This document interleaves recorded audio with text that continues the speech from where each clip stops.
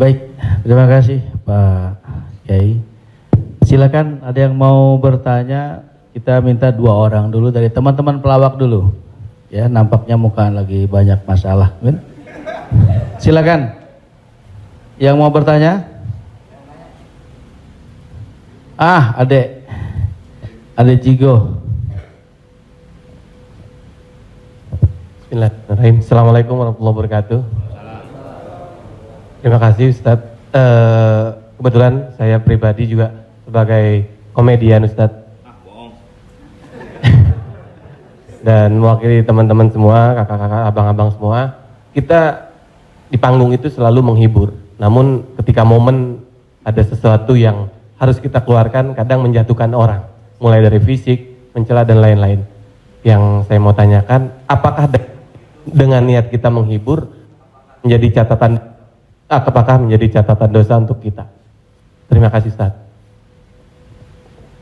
Ada seorang ulama dipanggil Imam Abu Hatim, tapi kemudian di ujung namanya itu ditambahkan kata Al-Asam. Asam diambil dari kata summum, bukmun, omyun. Omyun buta, bukmun bisu, summun tuli, peka. Jadi Abu Hatim Al-Asam artinya Abu Hatim peka, tuli. Secara bahasa itu menjatuhkan orang.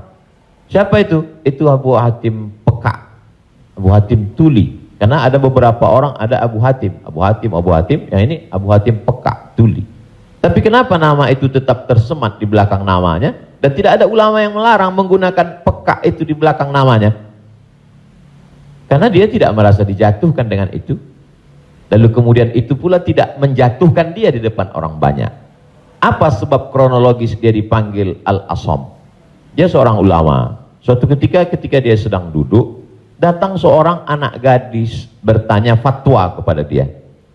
Saat anak gadis itu bertanya fatwa tentang hukum halal haram suatu masalah, mungkin karena wallahu alam bisawab atau saking groginya atau kentut anak gadis itu di depan dia. Dia ingin menjaga marwah, harkat, martabat anak gadis ini supaya jangan sampai merasa malu, maka dia diam, pura-pura nggak dengar. Akhirnya anak gadis itu nggak jadi malu, pulang dan dia cerita ke orang lain. Aku tadi mengalami begini dan aku kentut di depan Imam Abu Hatim. Terus apa komen dia? Ternyata Abu Hatim itu peka. Panggil orang Imam Abu Hatim Al-Asam, peka.